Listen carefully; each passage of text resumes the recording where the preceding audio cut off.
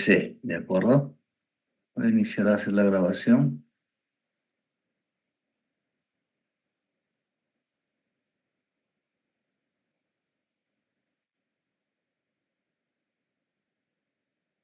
Recording in progress.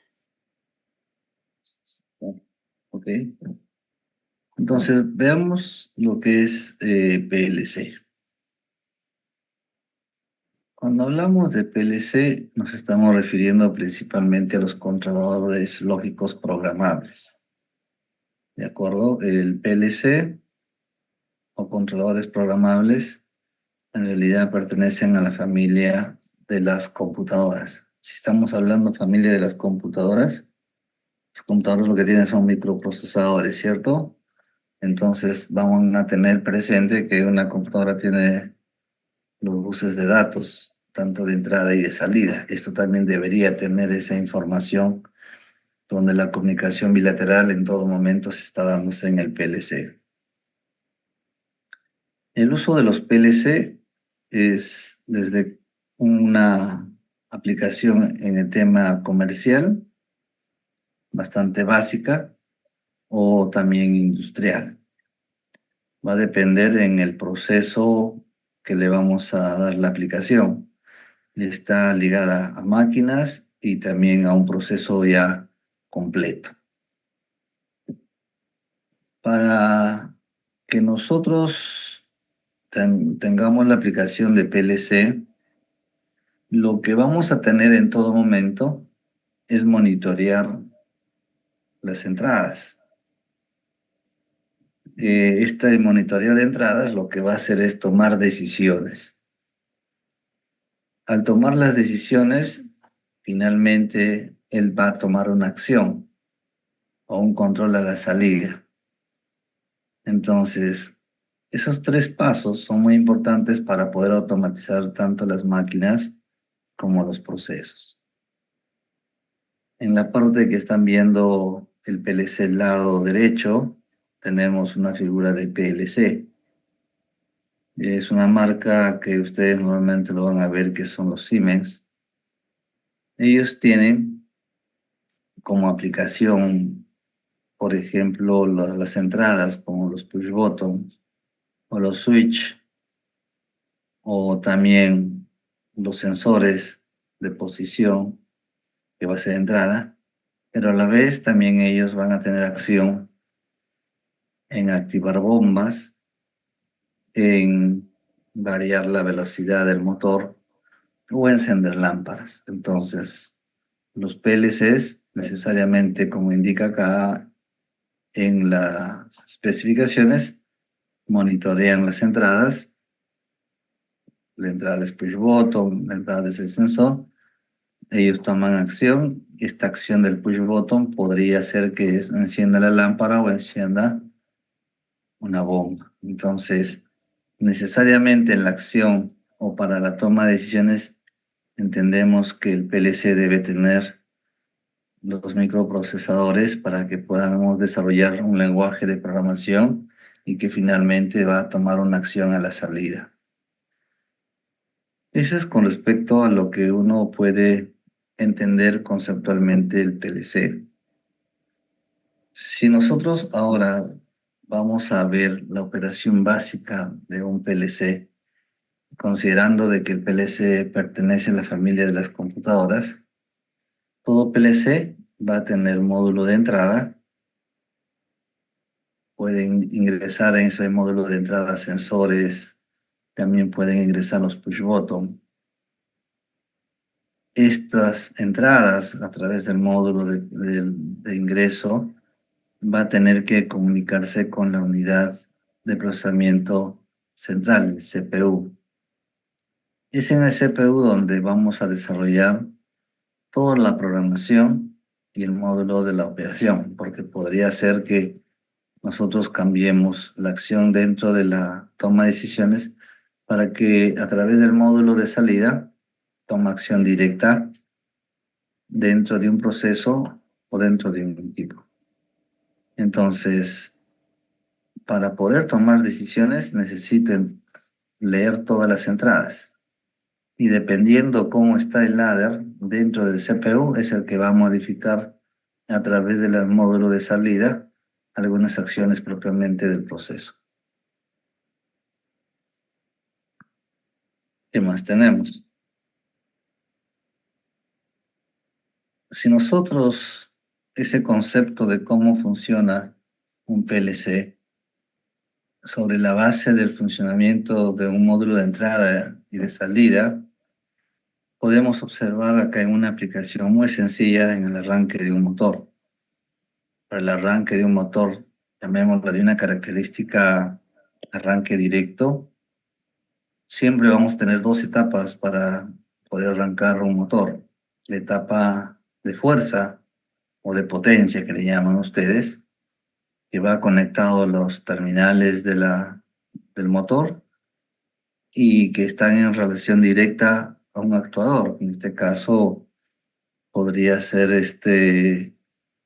un arranque directo para el cierre de los contactos de este dispositivo o el contactor, que va relacionado directamente a la salida de los PLCs. Pero la toma de decisiones en los PLCs no dependen directamente de la salida, sino dependen de la entrada y cómo hemos desarrollado internamente para que uno tome esa decisión. Por ejemplo, si yo tengo dos push button, el botón verde puede darle una señal dentro de la programación del PLC que el motor encienda. Entonces lo que va a hacer el PLC es sacar una señal hacia la bobina del contactor para que cierre el circuito, y a la vez el cierre del circuito hace que la etapa de potencia hace que active el motor, pues, hace un cierre de circuito y el motor comienza a girar. Pero esta acción de arrancar el motor va directamente desde una entrada. Así como hemos podido arrancar, también lo podemos detener. Entonces, otro de los push button, en este caso el stop, lo que va a hacer una acción de detener o desactivar la bobina del contactor de tal manera que ya no hay ingreso de corriente al motor, por lo tanto se detiene. Lo importante dentro de este ejemplo es que teniendo un PLC, el PLC siempre va a estar monitoreando las entradas y además también lo que va a tomar acción después de haber analizado el lenguaje internamente que tiene el PLC, va a tomar una acción a la salida.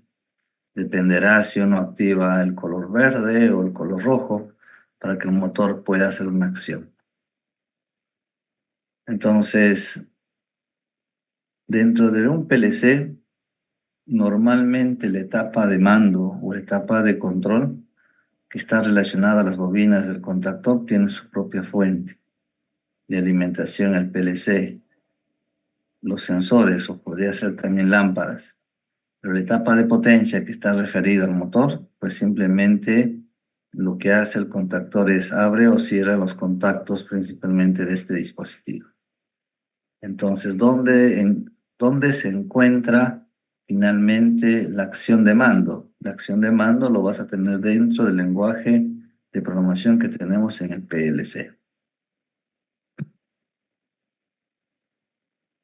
Si nosotros queremos ahora llevarle ese arranque directo bajo una lógica de los relés,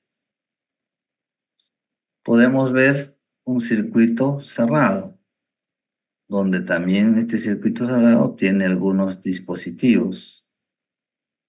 Entonces, si dentro de este circuito cerrado nosotros tenemos, por ejemplo, una entrada normalmente abierta en el tipo A, perdón, en este caso el A vamos a darle como normalmente cerrado, y otra entrada del tipo input B, normalmente abierta, entonces lo que me está diciendo es que en este dispositivo, el punto donde está la manito hacia el siguiente punto está en cortocircuito, o sea, es la unidad, ¿cierto? Porque está cerrado. Sin embargo, de este punto intermedio hacia la parte derecha, como este dispositivo es normalmente abierto, significa que el circuito está abierto. En serie a los dos dispositivos de entrada, normalmente abierto y normalmente cerrado, se conecta finalmente un relé lógico, puede ser 1 y 0, que al final lo que va a hacer es que cuando el circuito se cierra a través de insertar el tomacorriente hacia el enchufe, hace que la corriente circule, pero como la corriente se va a quedar en el punto B debido a que está normalmente abierto, este relé se va a quedar en la condición de 0, ¿cierto? Entonces, para poder energizar finalmente este relé, lo que yo tendría que tener es una condición de 1, como normalmente cerrado, y esta condición, que es normalmente abierto, llevarle a una condición normalmente cerrada. Si esto es 1 y esto es 1, pues el relé lógico hace una acción de 1, ¿cierto? Todo esta lógica de relés, finalmente lo hemos representado una lógica tipo ladder, donde la entrada A normalmente cerrado y la entrada B normalmente abierto se conectan en serie, y que finalmente esta C, que representa una salida, pues también está en serie. Por lo tanto, lo que va a cumplir en esta condición es una tabla de verdad. Y esta tabla de verdad, ustedes ya lo conocen muy bien. ¿Cómo lo conocemos esta tabla de verdad? Si esto es 1 y esto es 0, ojo, están en serie. Están en serie, esto es 0. Si esto es 1 y ahora yo lo niego y esto es 1, la salida es 1, ¿cierto? Si esto es 0 y esto es 1, pues al estar abierto y estar cerrado uno de ellos, la corriente no va a circular y no cierra el circuito, por lo tanto esto será igual a 0. Y si esto es 0 y esto es 0, finalmente será 0. Pues eso sería una, ¿no? Perdón, Eso sería una, condición, y perdón, no te volví a escuchar, si puedes repetir nuevamente. no digo que eso sería una, hasta condición de I. Es una condición tipo X, correcto. Así como existe una condición tipo Y, ¿cierto? También debe haber una condición tipo O.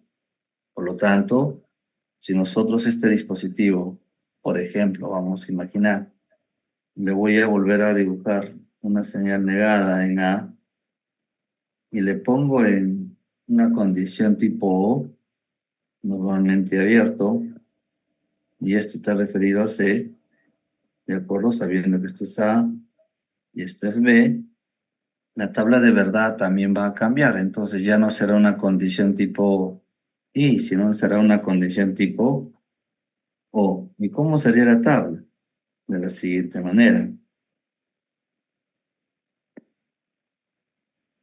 Si yo tengo esta condición tipo O, lo que espero tener finalmente es, si A está en 1 y B está en 0, vamos a poner A y B, entonces, ¿cuál será la condición de C? Si estás en una condición de O, 1. es 1, ¿cierto? Si ahora A le comienzo a negar, o sea, lo que está negado lo pongo abierto, y niego la B, es una condición de 0 y 1. El C también será siendo 1. ¿Qué quiere decir eso? Que si en la primera condición, así como se encuentra el gráfico, la corriente va a viajar de esta naturaleza. Para la condición de B, no viaja, se queda en este punto porque está abierto el circuito. Pero cuando ya paso a la segunda fila, está al revés, arriba es 0 y abajo es 1, entonces lo que va a resultar es iluminar. La siguiente condición es que ambos estén en 1, entonces el C también sigue siendo 1. Si esto es 0 y esto es 0, ahí sí es 0. Entonces la condición O en un ladder tipo paralelo, las entradas, esperas información de uno o del otro para que se active esta salida. Cosa distinta ocurre cuando está la condición I. Necesitamos que los dos estén en 1, porque de lo contrario la corriente se queda en uno de ellos. ¿De acuerdo? Entonces, nosotros conociendo esta tabla de verdad de la condición I y la condición O, nosotros podemos hacer un ladder a medida de lo que necesite el proceso. ¿De acuerdo? ¿Alguna pregunta ahí? Ninguno. Muy bien. Entonces a borrar.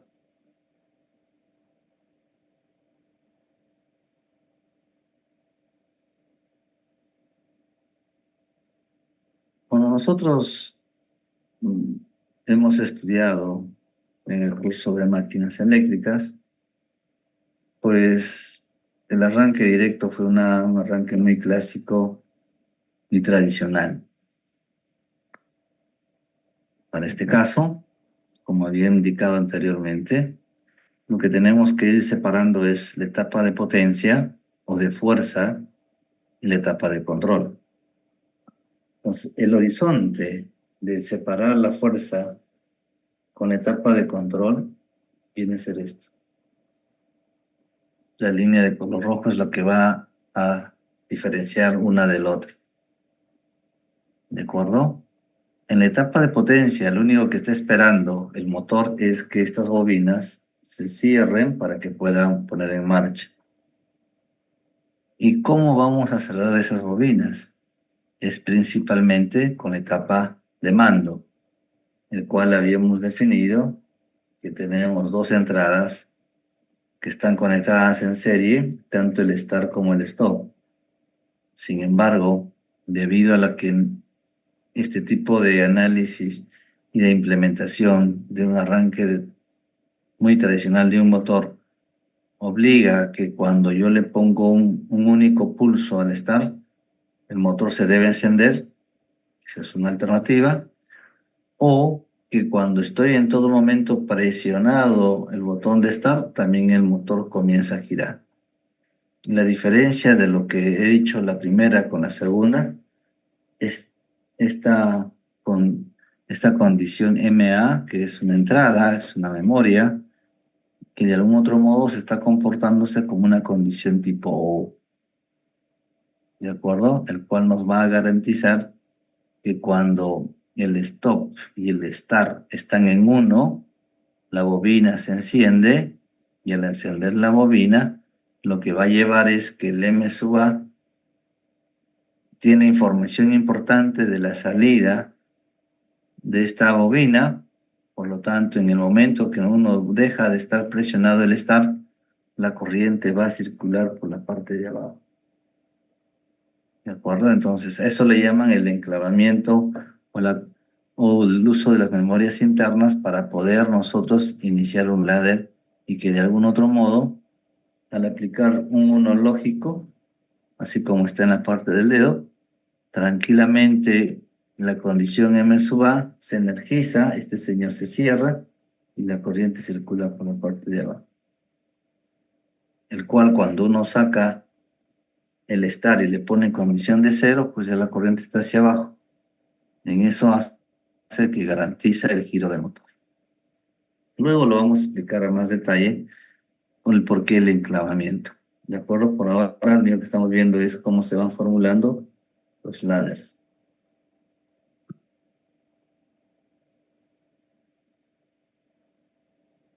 Entonces, cuando tenemos nosotros esta aplicación de los motores que están relacionados con los equipos o los dispositivos de entrada y de salida, uno tiene que tener en cuenta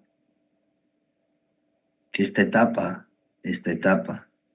de control lo puede hacer de manera física o lo puede hacer a través propiamente en el CPU, que viene a ser el ladder, que se va a representar todo este tipo de configuración. Entonces, En un arranque con PLC, lo que no vamos a tener es que eléctricamente conectar tanto el stop como el start y la memoria interna o la de enclavamiento. Y finalmente, esta bobina hace que se encienda o se pare el motor. Entonces, lo que te digo es, la etapa de potencia, que viene a ser la parte superior, eso se va a mantener. ¿Y cómo se va a mantener? A través de este dispositivo. Tienes el motor y tienes el actuador, o también llamado contactor. Lo único que va a hacer reemplazar ahora el PLC es la parte de abajo, de color verde. Toda esa estructura eléctrica que se encontraba finalmente en la planta implementada, solamente lo podemos representar con un PLC, y lo cual es un ladder. Este ladder reemplaza totalmente el circuito eléctrico existente. ¿De acuerdo? Entonces, eso es el tema del arranque tradicional de un motor con PLC. Profesor, una pregunta. Sí. ¿La memoria o enclavamiento es parte de la programación, está interno en el PLC? ¿No se representa en el diagrama físico? Normalmente, cuando nosotros vamos a utilizar ya sea una dirección o una memoria interna, va a ser parte de la programación. ¿De acuerdo? Por ejemplo, ¿no? Si yo, por ejemplo, hago un ladder y el ladder representa una salida para que se active principalmente el actuador o el contactor o la bobina del contactor, él va a definir una dirección. Esa dirección yo lo puedo tomar dentro del ladder en distintas escaleras. O defino una memoria interna. Y esa memoria interna tiene la misma relación y la misma dirección donde tienes tú la salida que va a activar o desactivar la bobina del contactor. No sé si con eso responde tu pregunta. Sí, sí está bien, profesor, gracias. Profesor, una pregunta, disculpe. Sí. Profesor, ¿el PLC puede reemplazar a los dispositivos de protección como el relé térmico, el guardamotor? No, no reemplaza. ¿Por qué crees? A ver, ayúdame a responder. Bueno, ahí mencionó que la parte de control se mantiene, ¿no? Y la parte de los actuadores, que es su etapa de potencia se va a mantener, ¿no? Así que por ahí podría relacionarlo de que no puede reemplazar a los actuadores, que sería el guardamotor o el relé, ¿no? A ver, un poco para finalmente esclarecer esta parte. Si bien es cierto, toda esta parte son dispositivos, lo que yo estoy diciendo son las conexiones eléctricas. En este tipo de arranque directo, el start es el botón de color verde. El stop es el botón de color rojo. No estoy eliminando los dispositivos. ¿De acuerdo? La dirección que uno ha definido para esta salida y que está conectado al contacto del actuador, en este caso del contactor, lo podemos utilizar como información dentro de la... Y la pregunta que hacía Ford, cualquier sistema de arranque de un motor o dispositivo, siempre tienes que tener un sistema de protección. Por ejemplo, voy a marcarlo de otro color. Esto es un relé de sobrecarga. Y el relé de sobrecarga va a tener como un dispositivo de entrada. Y ese dispositivo de entrada tiene una dirección. Y esa dirección lo tenemos en este punto. Entonces, ¿qué te estoy diciendo? Si este motor, por ejemplo, tiene el actuador hace que las tres fases vayan directamente al motor, ¿cierto? Y las otras fases, bueno, al revés he dibujado, pero supongamos que la parte de abajo está en la red. Este es el CI. Entonces el PLC lo que tiene acción directa es en la bobina del contacto, en la bobina. A través de esta dirección va a salir energízate o desenergízate contactor. Si se energiza, la corriente sigue y esto gira. Pero este motor también puede tener, por ejemplo, los relés térmicos o las sobrecargas en cada fase. El contactor no es un sistema de protección, simplemente cierra y abre. Entonces, para poder tener los fusibles o los interruptores o termomagnéticos y proteger el motor, pues uno tiene que señalizar finalmente, ¿no? Se incrementa corriente, abre la válvula o abre el circuito y esta información también tiene que entrar no al módulo de salida, sino al módulo de entrada. ¿Y eso qué nos va a ayudar? Que se abre esta condición y el sistema automáticamente se para, se detiene. ¿De acuerdo?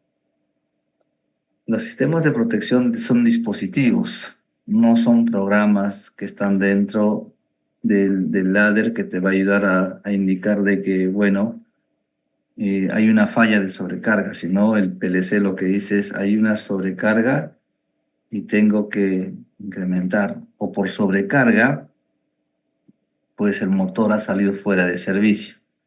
Supongamos que tenemos un relé térmico que vamos a ponerle como el OL. Su condición normal es normalmente cerrado porque la corriente está circulando. Cuando comienza a incrementarse la corriente, él va a contar internamente que hay una temperatura que se está incrementando, entonces va a abrir el circuito. Esa apertura de circuito es lo que va a mandar dentro del módulo de entrada del PLC y va a decir, oye, no, el motor no se ha detenido porque tú has presionado el stop. Porque hay dos condiciones, ¿no? Un motor se detiene porque pones stop o porque hay una falla. Entonces, si has identificado esa señal de entrada al PLC, que es a través o proveniente del relé de térmico o de sobrecarga, entonces ya vas teniendo esa diferencia. Si el motor paró por simplemente una condición normal o ha parado por una condición de falla o sobrecarga. ¿De acuerdo? No sé si con eso responde la pregunta. Sí, profesor, está claro. Gracias. Muy bien, continuemos entonces. Profesor, una consulta. Sí, ¿Existe alguna manera de programar el PLC a distancia? actualmente los PLCs uno puede cambiar la programación de manera remota, ¿no? Hay dos maneras, uno local, o sea, tú conectas el PLC a la laptop y descargas, o de manera remota para eso están las comunicaciones y descargas. La diferencia entre uno y el otro es que cuando uno vas al PLC estando en marcha, quieres cambiar o modificar el ladder, no todos los PLCs tienen esa capacidad. Lo que yo he podido ver en las especificaciones técnicas, hay un solo PLC que es el Allen Bradley, que tiene esa capacidad de sobreescribir o de modificar el ladder en línea, sin la necesidad de parar el motor o parar el proceso. Y los Siemens sí necesitan, cuando uno está a modo programación o modo ya de descarga o modo RAM, el PLC no te permite cambiar, modificar, simplemente está en marcha. Tienes que pasar necesariamente al modo programación para hacer alguna modificación o descargar el programa que al final cambia la filosofía de control. ¿De acuerdo? Antes había pues un gran problema en cuanto a la comunicación de los PLCs. Hoy en día este tema de descargar o poner en marcha o cambiar el ladder de un PLC se está haciéndose mucho más frecuente porque uno no quiere parar toda la planta. Y en marcha están cambiando finalmente. Profe, para ese modelo de PLC que se puede sobreescribir cuando está en funcionamiento, No se lo puede... sobrescribe, no sobrescribe. Descargas el programa principalmente, ya, porque si tú sobrescribes y cambias, porque lo primero que tenemos que entender es que las direcciones que utilizas en un proceso ya has definido cuáles son de sensor, cuál es el de mando, cuál es la salida. Entonces, esas direcciones se tienen que mantener. Lo normal que se cambia en un PLC y estando en marcha son tiempos, son ajustes de PID. Entonces, no es que vas a... Si tú cambias las direcciones, pues has hecho todo distinto. Ya prácticamente tu ladder ha sido un cambio rotundo que al final no va a tener ninguna relación las entradas con las salidas. Entonces, los cambios no son así tan grandes que uno necesita. Por ejemplo, ¿no?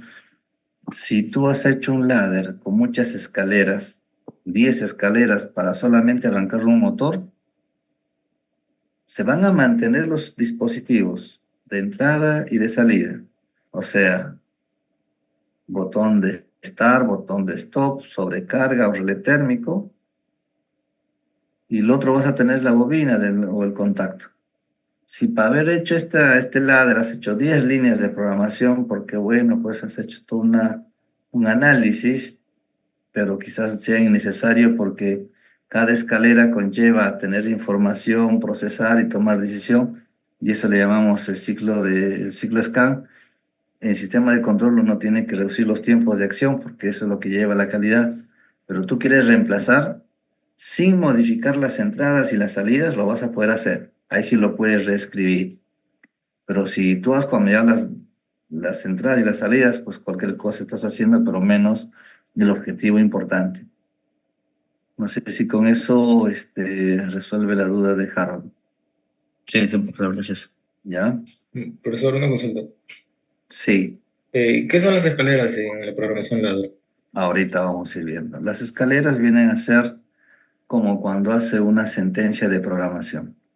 Pero para que no te quede la duda, supongamos que vamos a hacer una primera programación de conectar dos contactos, uno cerrado y otro abierto, y que está una bobina o un módulo de salida.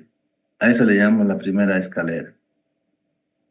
La segunda es que, bueno, teniendo esto, yo le puedo llamar una memoria interna o puedo usar la misma dirección. Esta dirección que se llama B3 puede estar conectada a una lámpara, ¿cierto? Pero y esta es otra dirección, ¿no? B4. Ya va en segunda escalera. Entonces, cuando yo hablo número de escaleras es porque está creándose sentencias de manera continua.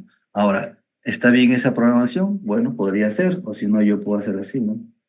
Fíjate, he reemplazado una escalera con una sola sentencia, con una condición tipo O. O sea, eso me refería a que uno puede reformular la programación. Alexio, ¿con eso queda conforme? Sí, profesor, gracias. Profe, una consulta. Sí. En antaño había escuchado que dependiendo del modelo, los PLCs pueden ser alimentados por AC o por DC. En caso, ¿cuál es el más usado? Eso también vamos en la teoría, ¿no? En realidad, la alimentación AC o DC principalmente pasa por la velocidad.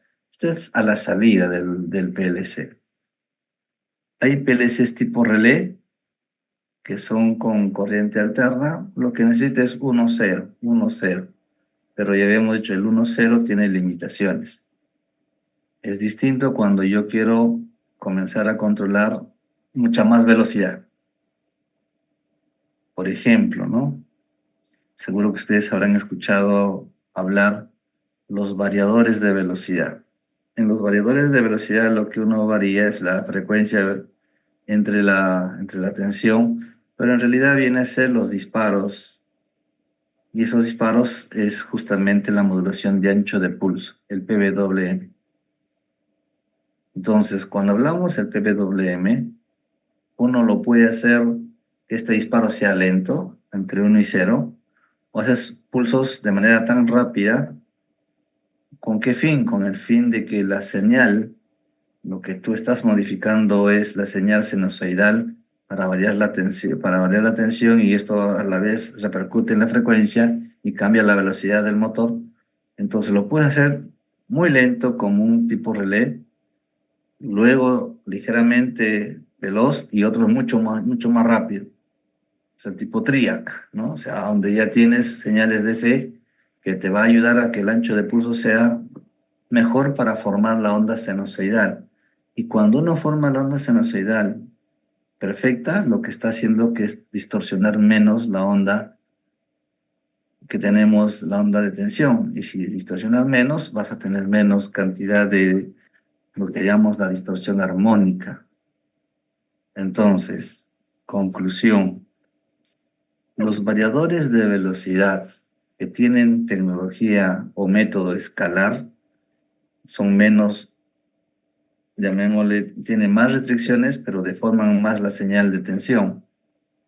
Pero aquellos que están con la metodología vectorial, donde ya se hacen en 3 ejes el modelamiento, vas a tener mejor distorsión, menos distorsión la onda sinusoidal, por lo tanto, no te obliga a generar mayor distorsión de la onda sinusoidal, por lo tanto, ya no necesitas muchos filtros. Entonces, estos variadores de velocidad se caracterizan por la velocidad de ancho de pulso que uno va a tener, y eso exige justamente que el PLC tenga ese tipo de característica de velocidad para disparo rápidamente en los actuadores.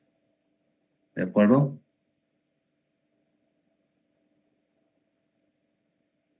No sé si queda algo por responder.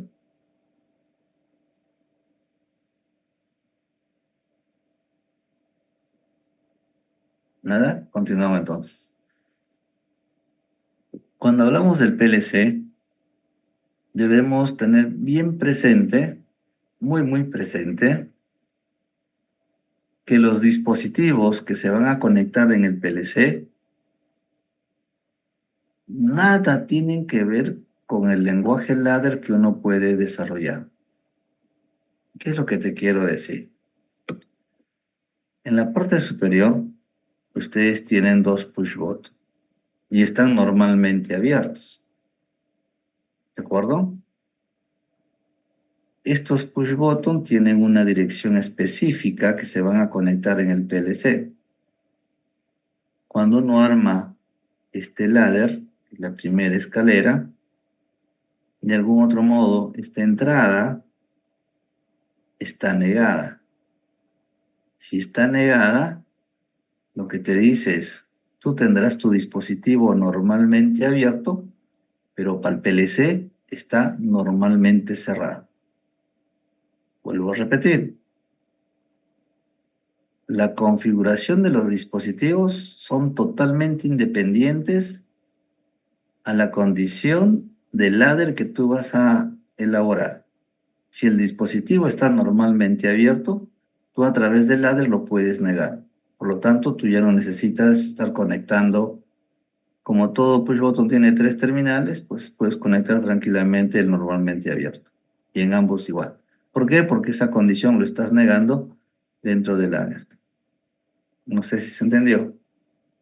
No debemos confundir que porque el push button está normalmente cerrado, el ladder también tiene que estar normalmente cerrado. Podría ser, pero la programación que uno tiene que desarrollar tiene que estar en línea. Cómo quieres configurar los dispositivos y cómo quieres elaborar tu ladder. Para este caso, los 2 dispositivos estás utilizando normalmente abierto. El que estás modificando es el ladder. Uno de ellos lo estás negando. No sé si esto quedó claro. Perfecto, pues quedó claro. De preferencia, cuando uno vamos a utilizar la etapa, por ejemplo, de mando, que está a los inputs o al módulo de entrada, debe tener su propia fuente. Hay algunos que hacen derivación y tienen un transformador de la línea de potencia, reduciendo a un nivel de tensión que necesitan estos dispositivos, y también podrían también enlazar esa misma, llamémosle, esa misma fuente reducida por los transformadores para que se pueda activar en un tercer devanado para las lámparas, que son señalización. ¿Es válido? Posiblemente es válido. Pero qué mejor es tener circuitos independientes, tanto para señalización, tanto para el sistema de mando y tanto para la etapa de potencia. De hecho, cuando tú independizas cada uno de ellos, el proyecto comienza a tener mayor valor económico, pero te asegura de todas maneras que la confiabilidad que estás usando en el PLC también se incrementa. Si hay una falla en el lado de alta, porque se cayó los dos circuitos, esa corriente, lo que puede dañarte son estos dispositivos de mando o las lámparas te van a quemar. Entonces, uno tiene que ir viendo este costo-beneficio de implementar con cada una de estas fuentes de manera independiente, o tiene una sola fuente y de eso simplemente se utiliza. ¿De acuerdo? Entonces, queda claro que el dispositivo, su configuración es totalmente independiente con las entradas del propio ladder que se tiene en el PLC. ¿Pueden coincidir? Posiblemente, pero no necesariamente. Los ladders, como alguien estaba preguntando, las escaleras, pues viene a ser esta línea de programación. Siempre en el lado izquierdo vas a tener los inputs, en el lado derecho vas a tener los outputs. Cada entrada tiene una dirección distinta. Hay casos donde se utiliza una salida de la misma dirección. Vamos a ver que hay casos muy puntuales, pero las entradas normalmente son direcciones distintas. A medida que tengo más escaleras, pues el tiempo de escalamiento de los PLC también van a tomar su tiempo para tomar una decisión y una acción. Cuanto menos escalera tenemos, la toma de decisiones es menor. Entonces, ese rol de que hablábamos, el tiempo del sensado, el tiempo de comunicación, el tiempo de la toma de decisiones, van agregando al proceso final cuando uno comienza a automatizar. En este ladder también vemos la condición tipo O. O es a través de A o es a través de B que podemos lograr que se encienda o se desactiva esta salida B. En la primera de la segunda lámina dice pues que también, así como puedo conectar en serie, o perdón, en paralelo, puedo conectarlo en serie. Y esto cumple una condición tipo I. Para que ambos puedan ser verdadero el X, tiene que cumplir 1 y 1. ¿Cómo lo vamos a encontrar? O lo haces a través del ladder o lo haces a través del dispositivo. Y si queremos mezclar la condición I con la condición O, también uno lo puede realizar, siempre ligado a unas entradas y a unas salidas.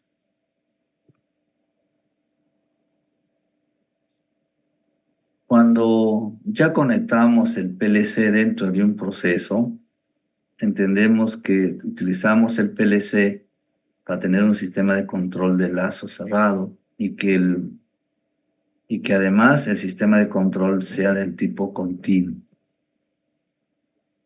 Puede ser discreto, sí, pero no necesitas que finalmente cumpla esta condición de ciclo cerrado. Puede ser simplemente una condición 1 o 0 relacionada a un tiempo.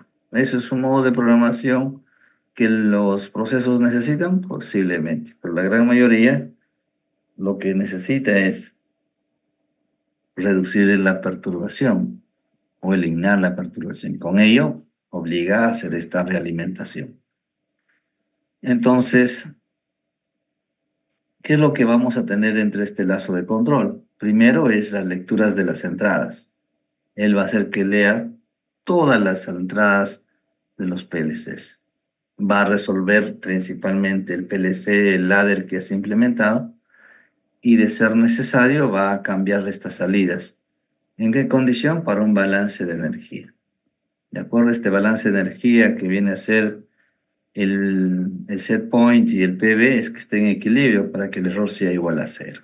Entonces, siempre vamos a tener este lazo continuo de lectura de entradas, toma de decisiones o análisis del ladder, y luego cambiamos las salidas. Entonces, este loop o este sistema de control realimentado, lo que normalmente vamos a tener que medir es el ciclo scan. Y el ciclo scan, como estás tomando mediciones de las entradas, estás haciendo el análisis de la programación ladder y luego estás modificando las salidas, cuanto más escaleras uno tiene, pues el tiempo scan se va incrementando más. Cuanto menos escalera tienes, pues el tiempo en la toma de decisiones va a ser menor. La duración de este ciclo tiene que estar en el orden de los milisegundos. Profesor, una pregunta. ¿Ese tiempo que tarda es realmente influyente sobre los procesos, a pesar de que sea tan pequeñito, del orden de los milisegundos?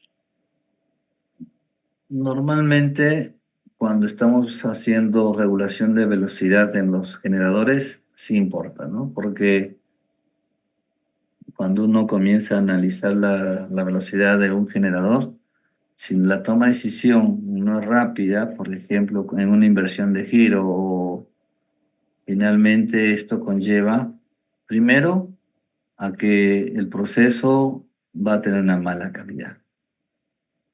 O cuando estoy haciendo, por ejemplo, control de reactiva en los SBCs, por ejemplo.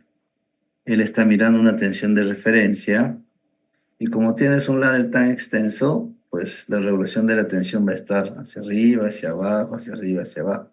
Lo normal es que esté el set point igual al PB, o sea, en línea ambos. ¿Con qué fin? Con el error igual a 0. Y la respuesta a tu pregunta es sí. Depende mucho de los procesos que uno quiere automatizar. Los PLCs industriales y modulares normalmente se utilizan en el control de potencia, en el control de frecuencia de las centrales hidroeléctricas térmicas. ¿De acuerdo? Entonces ahí se usa intensivo para poder controlar velocidad y tensión. Ok, profesor, gracias. Profe, una consulta. Sí, En el ciclo de control que mencionaba arriba, en la anterior diapositiva, ahí dice, ¿no?, que va a leer las entradas del proceso. Entonces, todas las entradas que va a leer lo tiene que transformar a unos y ceros necesariamente. Entonces, tienen que haber datos no continuos, sino discretos, ¿no? 1 y 0. ¿Cómo es ese proceso? Porque en el proceso, pues, no son datos unos y ceros, ¿no? normalmente cuando uno tiene los PLCs, por eso le decía, va a depender mucho cuando uno elige el modelo del PLC y la aplicación del PLC. Cuando uno elige, por ejemplo, los tipos de salidas tipo relé, lo que él espera es un 1 lógico y la salida es un 1 o un 0 lógico. O sea, o abre o cierra válvulas, o enciende o no enciende las bombas. Aplicación hay una gran cantidad. Por ejemplo, si yo tengo, o uno mira la Targea es una piscina enorme donde hay tratamiento de agua. Pero el tratamiento de agua, lo que viene por gravedad es cuando viene el río Rímac y va a esta piscina. Pero una vez que el agua está estancada en una piscina, lo que está esperando es que por gravedad toda la suciedad va cayendo. Una vez que cae, el agua ya pasó por un tiempo, tiene que ir a otra piscina a continuar un proceso hasta llegar a un grado ya de análisis químico, biológico, para poder medir el pH y con eso el cloro y todo eso. Pero pasar de una piscina a otra representa ya no por gravedad, sino uso de bombas. Y el uso de bombas significa arranque y parada de un motor de característica directa. Eso es para una sola bomba, pero ¿qué pasa si yo tengo 5 bombas? Una estrategia puede ser prender la bomba de manera en un solo acto, las 5 bombas. Pero estará trabajando a 100%, quizás no. Si arranco los 5, puede estar trabajando las 5 bombas a un 25%. Si yo con 3 bombas, yo puedo ir a un 100% de traslado de agua de un lugar a otro, entonces yo podría hacer una estrategia en el PLC donde en el día 1, si con 3 bombas yo puedo atender tranquilamente toda la demanda, haré que en la primera semana trabajo con las primeras 3 bombas. La siguiente semana hago que otras 3 bombas también trabajan.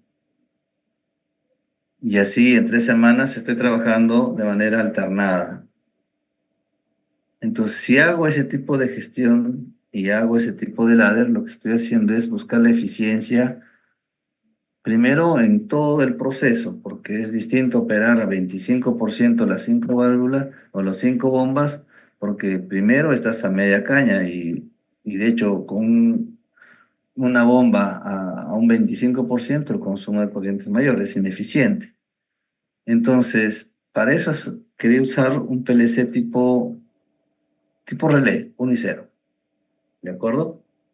Pero si yo comienzo a utilizar un PLC donde yo necesito tener control continuo, entonces lo que yo tengo que hacer es discretizar las señales que yo estoy teniendo, porque primero lo que yo tengo de un sensor es una medida, llamémosle física, pues temperatura o velocidad.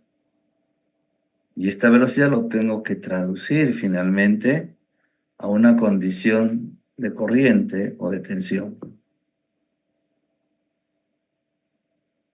La vida real es que todo proceso o todo tipo de proceso es tipo discreto.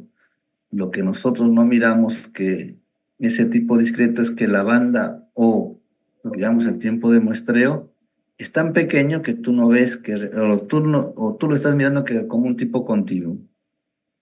Entonces, cuanto más discreto lo tienes, y discretizar significa hacer justamente pasar de una señal analógica a un tipo discreto, el PLC tiene un módulo.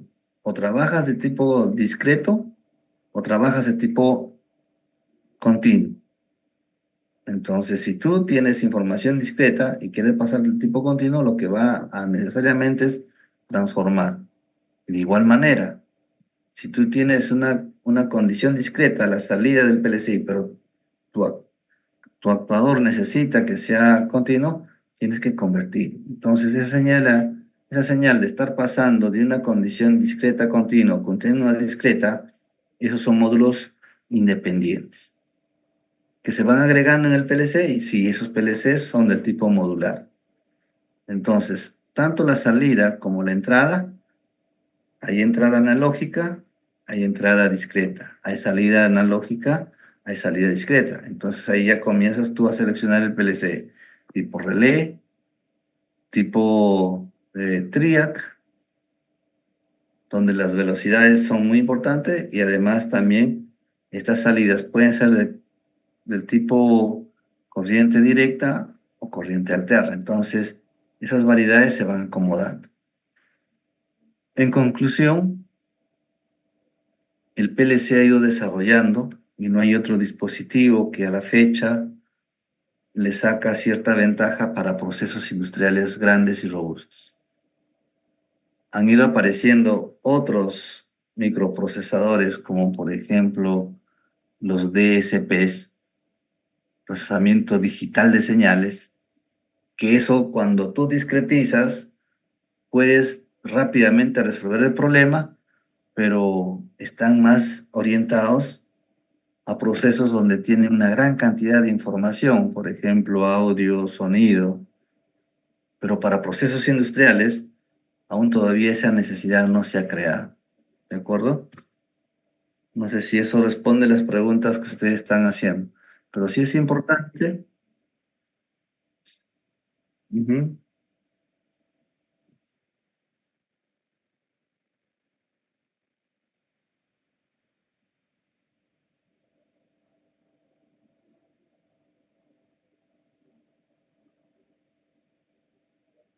A ver, el tiempo de respuesta está relacionado al capítulo que lo vimos en la clase anterior, que viene a ser la estrategia de sintonización de un proceso. El PLC va a responder de la manera que tú has sintonizado el PID. ¿Quieres hacerlo más lento? Lo harás más lento. Lo que es más rápido, lo harás más rápido. Tu estrategia y la necesidad de cada proceso es distinto. Ese proceso distinto te va a conllevar a que sepas finalmente cómo sintonizar el PID. Imagínense, ¿no? Antes había un gran reto de implementar un PID. Lo hacíamos con los sumadores, los sopanes. Finalmente llegaron a tener un módulo, ahora ya un módulo PID. El reto hoy en día es saber cómo sintonizar. Entonces, los PLCs tienen un módulo PID ya incorporado. Mucho va a depender tu respuesta de lo que tú vas ajustando, el PID. Y además de eso, también la estrategia de programación que tú vas a desarrollar. Siempre debemos tener presente que hay un tiempo de respuesta de la planta hacia el sensor, del sensor hacia el traductor, del traductor a través de la velocidad de la información que va a viajar, ya sea por conductor de cobre o fibra óptica. Y otra cosa es, por ejemplo, el tema propiamente de la toma de decisión, que es el controlador. Esa suma de tiempos, si hace sentido dentro del proceso, es la que finalmente tú vas a validar. Si no lo puedes lograr en esta velocidad de respuesta, lamentablemente el PLC no es la solución a tu problema. Algo más. Si alguien pretende utilizar un PLC para mejorar la calidad de audio o para mejorar la calidad de video, porque cada uno es un proceso independiente, ¿no? Audio es un mundo, video es otro mundo. Entonces, aun cuando utilices el PLC no lo vas a poder lograr. ¿Por qué? Porque está limitada la memoria en resolver problemas. Yo les pregunto, los microprocesadores, ustedes han llevado electrónica digital, ¿no? O circuitos electrónicos digitales, ¿cierto? ¿Sí? Sí. Pregunta, los microprocesadores, ¿cuántas operaciones hacen?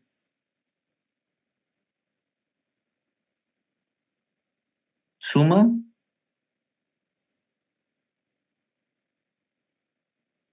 ¿Suma o no suma? Sí. ¿Resta o no resta? ¿Multiplica o no multiplica? ¿Hace un exponencial o no hace un exponencial?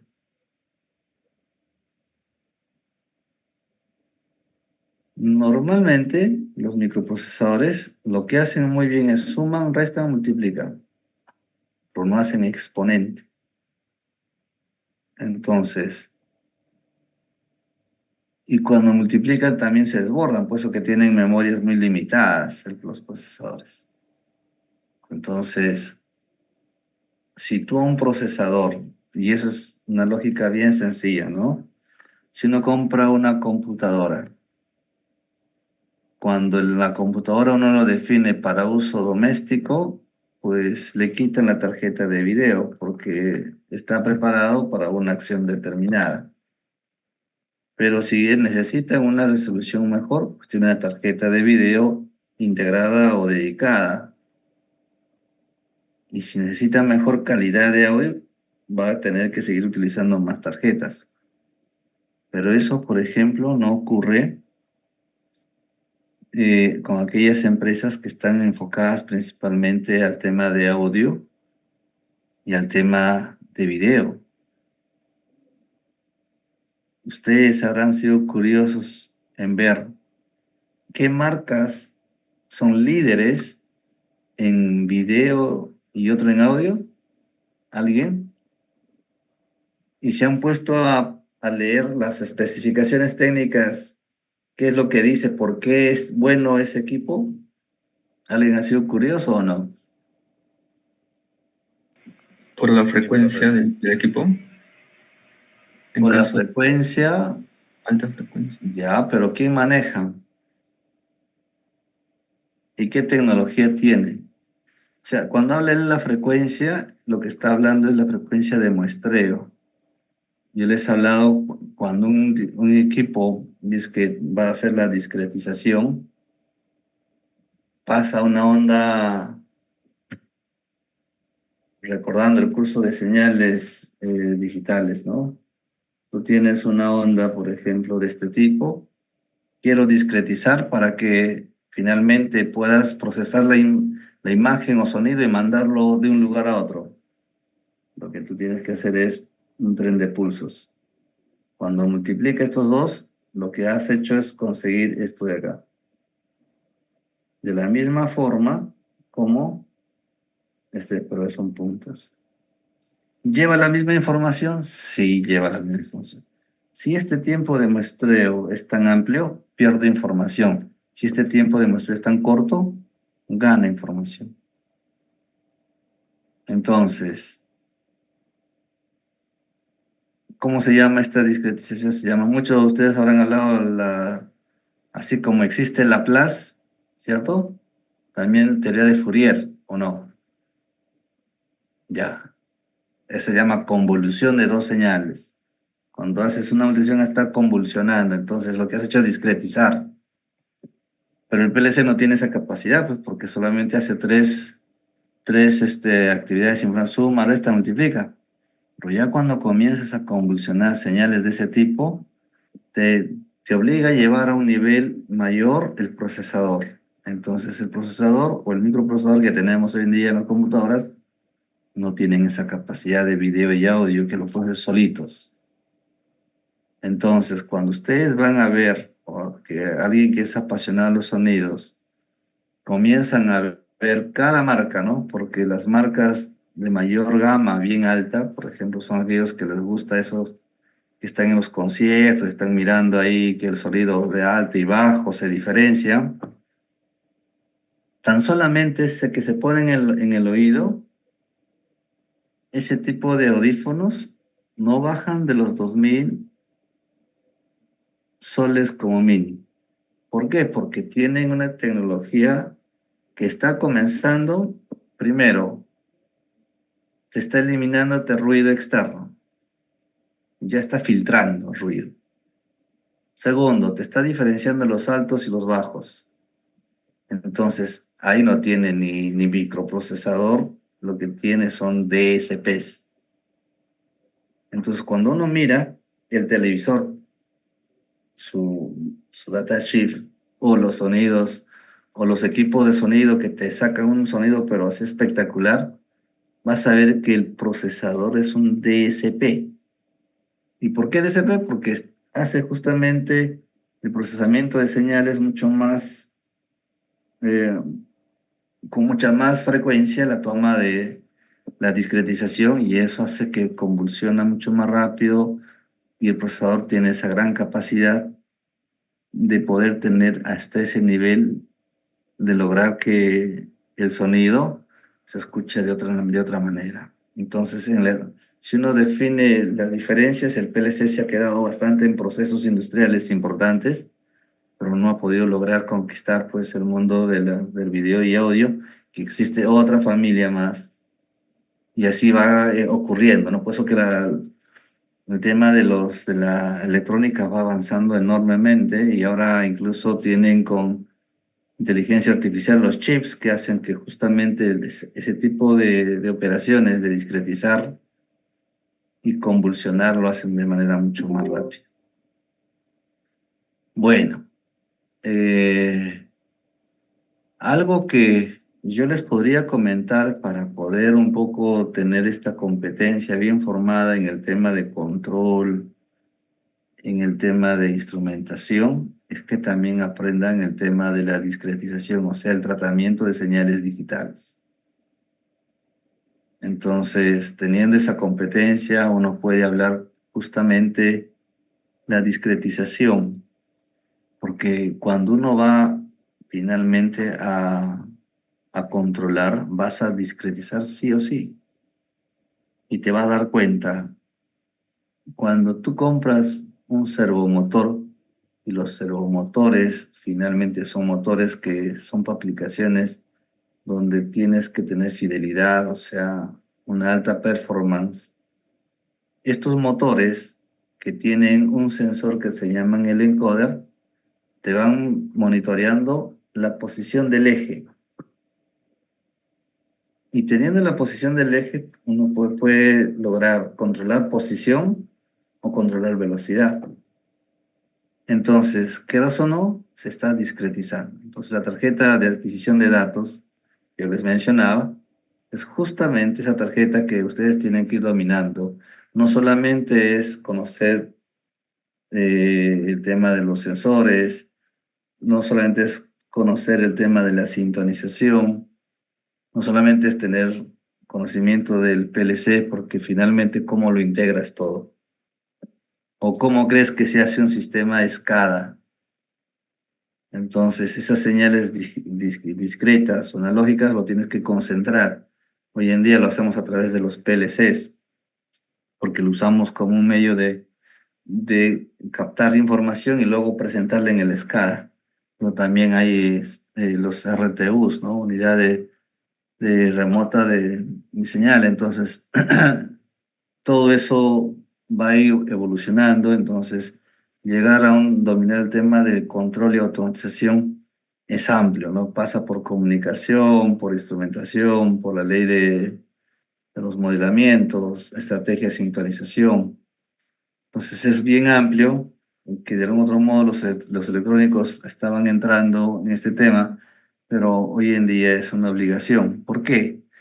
Porque finalmente esta transición energética que se está dándose está haciendo que la tecnología avanza, pero mucho más rápido, pero no con circuitos pequeños, sino equipos que le llamamos nosotros electrónica de potencia. Entonces, si antes miramos los inversores pequeñitos, hoy en día estás mirando un inversor porque tiene 70 por 70 y está haciendo esa transformación de corriente continua alterna. ¿De acuerdo? Entonces, en su momento también esto puedes cambiar de alterna a continua, ¿cierto? ¿Para qué? Para que conectes países, ¿no? Cuando las frecuencias son altas. Entonces, eso conlleva ya también a que ustedes puedan seguir analizando más por dónde van a orientar su especialidad. Pero la especialidad, yo les sugiero que si quieren entrar al mundo de los fieros inteligentes, es electrónica de potencia, ¿no? Porque es la tendencia final. Bueno, nos hemos ido un poco a hablar un poco más amplio por un tema del ciclo SCAM, de los tiempos, pero valió la pena recordar un poco qué variedades tenemos en el mercado de procesadores que al final tienen que relacionar a la resolución o la toma de decisión propiamente del proceso. A ver, ¿cuántas diapositivas? Bueno, vamos a llegar a la 15, por favor, y ahí yo Riviero. Cuando hablamos del ciclo de los PLC o el ciclo SCAN, lo que siempre vamos a tener es este diagrama donde finalmente tienes que ir viendo si lo que has implementado en el ladder cumple o está generando un problema dentro del PLC. Este diagrama de flujo representa justamente este análisis que hace el PLC, ¿no? Una vez que energizas el PLC, lo que va primero a hacer el PLC es ver cómo se encuentra el propio hardware. En caso que el hardware está bien, está correcto, o sea, significa de que las señales de salida están yendo a direcciones distintas, o las dos entradas también tienen direcciones distintas, pues está ok. Pero si ve que hay dos señales que le está llegando y él no puede resolver con dos señales, él va a ir mirando error. Entonces te va a decir, oye, acá tienes que corregir. Pasado esta prueba, lo que va a hacer es escanear todas las entradas. Siempre escanear las entradas. Y eso lo va a llevar a la memoria. ¿Con qué fin? Con el fin de que cuando comienza a resolver este ladder y tiene relación cómo se encuentran las entradas, él va a decir, oye, ¿este proceso está en balance o no está en balance? Si no está en balance, él va a tener que corregir. Por lo tanto, el PLC va a escanear las salidas, le va a dar cambios a las salidas para volver en el balance. Y esto siempre se va, siempre se va. ¿De acuerdo? Hablábamos principalmente que los PLC ya tienen módulos de entradas discretas o digitales, o también módulos de entradas analógicas. Por ejemplo, ¿no? Cuando es el módulo discreto, tiene para poner el push button normalmente abierto, el normalmente cerrado, el switch normalmente abierto, cerrado, los contactos normalmente abiertos, normalmente cerrado. Todas ellas se puede conectar al módulo de entrada.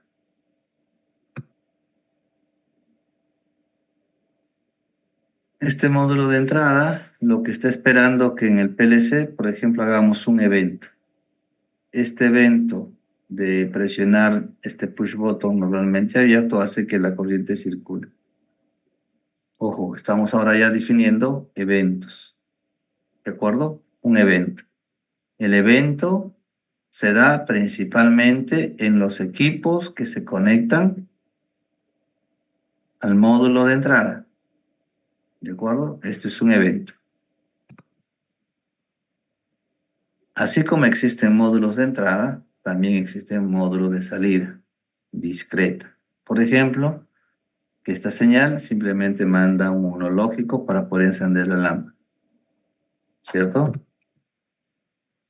Pero además de ello, como antes ustedes lo han preguntado, también existen módulos y entradas analógicas. Por ejemplo, el sensor. Y el sensor va directamente al módulo de entrada analógica. La salida va a sacar una señal relacionada a una medición o a una interfase corriente-presión para una determinada válvula. ¿De acuerdo? Entonces, si tenemos una salida analógica en el PLC de 0 a 10 voltios, esto se tiene que traducir, o sea, se tiene que escalar, de tal manera que cumpla la relación señal eléctrica, señal física. ¿De acuerdo? Entonces, ese traductor le llamamos escalamiento. Hasta ahí me quedo porque de acá vamos a ver ya temas que están relacionados al ladder. Este jueves yo les mando un mensaje, posiblemente estoy saliendo de viaje. El siguiente martes hacemos presencial, terminamos PLC.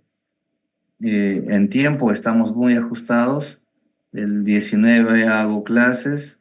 Espero estar el 22 acá o el 21 en Lima. Si no, nos vemos el 26. El 26 estamos evaluando los trabajos. Del 2 al 6 yo no estoy acá en Perú, voy a estar fuera. El examen lo estaríamos tomando ya el día del 9 al 13. Pregunta, ¿está nuestro delegado en el salón o no? ¿Cuándo están programados los exámenes finales? ¿Dónde está el DL, profe? Más bien, estaba diciendo para que lo acepte en el Sundio. ¿Cuándo es el examen final? ¿Cuándo está programado de acuerdo al rol?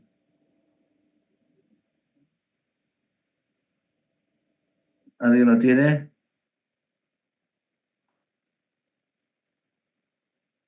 Ayúdame con esa información, por favor.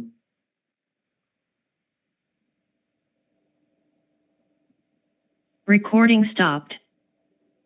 ¿Cuándo está programado el examen final?